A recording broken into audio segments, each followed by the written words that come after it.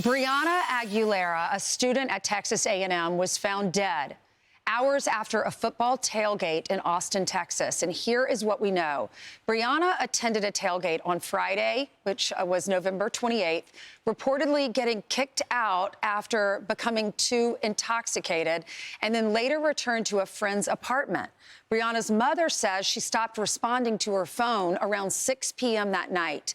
Hours later, she was found outside of the apartment complex, unresponsive, and police are not investigating this as a homicide, telling her mother that she either fell 17 stories or jumped to her death from that apartment building. Brianna's mother, Stephanie Rodriguez, joins us now. Stephanie, thank you so much for coming on with us. Thank you. I know that you never thought you would be in this situation. As a mother, my heart goes out to you. So we all apologize, and we're so sorry for what you're going through. But tell us what you know. What happened that day? My daughter attended the tailgate. She left happily. She had just come home from College Station. We were expecting her around this time next week to stay for a month and a half. She left in the early hours of Friday around 8:30 a.m., arrived in Austin with her friends. She told me she had gotten there. She had shown me her outfit. She FaceTimed me. It was a rule. She was not allowed to put her phone on Do Not Disturb or even ever change her location. So when she stopped responding to my calls, which was around 6 p.m., that I noticed that her phone was on Do Not Disturb, I found it very skeptical. Brianna would never do that. And so I just felt, I said, okay, maybe she's at the tailgate party. Her boyfriend didn't go with her. They're having issues. That's ultimately what I thought. But at the point of it being 11 p.m. And her not responding, her phone still pinging in the same area, but now in the woods, that's when I grew more speculation that was not right. I called Austin PD. I asked them to go to the scene of the tailgate party, but they told me that since it wasn't 24 hours that she had been missing, they couldn't go. They couldn't even do like a welfare check, nothing. And so they said, you have to wait a couple of more hours. And if she doesn't turn up by the morning, then call again. She's probably intoxicated somewhere, asleep. She'll call you in the morning. I did that, but I was still, waking up, tossing and turning, checking her location. And when I woke up in the morning and it still showed there that it was at the complex center, at Rugsby Complex Center, that's when I knew that something wasn't right. I had to prompt Austin PD to do a search, to go and search for my daughter, because, as any mother, like, where's my daughter? How come she hasn't called me? Mm-hmm. That was never the case, ever.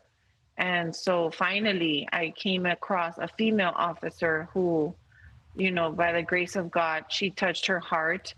And she was a mother too. And I said, please, like, I haven't spoken to my daughter since 4 p.m. yesterday. Like, this is almost going to be like 24 hours. Can you please go and search for her phone? It was pinging off the same place, but now in the woods by a creek.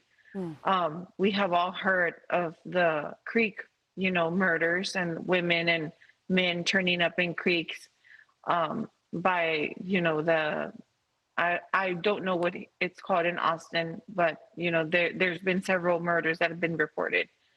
And so at that point, she sent out a search team. But even at that, the officers I felt they were kind of like racist. They had asked me for the identification of my daughter, what race she was. When I said she was Hispanic, they kind of were like, oh, okay, well, can you send us the coordinates of the phone? Can you send us the picture of where the phone is pinging off? And I mean, I didn't have a problem with doing that, but that's what they get paid for. So, I mean, there's just been so many inconsistencies with this case. A lot of new details are coming to light. They found my daughter's phone eventually in her friend's purse that was thrown in the woods. And shortly after 4 p.m., they called me back and they told me that my daughter's body had been found in a morgue.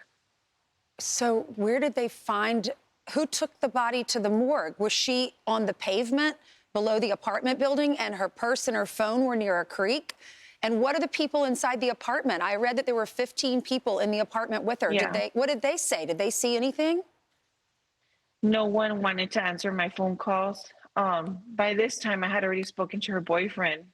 He had given me all the numbers to the people inside the apartment, and no one was answering. I went ahead and called Austin Police Department again, and they weren't giving me any answers. When I heard the news that my daughter was dead, I couldn't believe it. So they're I not said no. I'm sorry, they're not investigating it as a homicide. Let me read the statement from the police. This is Austin Police. They say multiple detectives continue to interview witnesses, gather evidence, and work carefully through the details of this incident.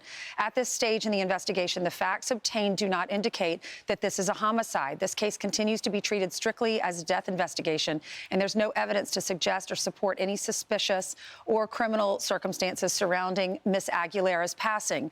The cause of death will be determined by the Travis County Medical Examiner's Office. I know they're waiting on toxicology reports.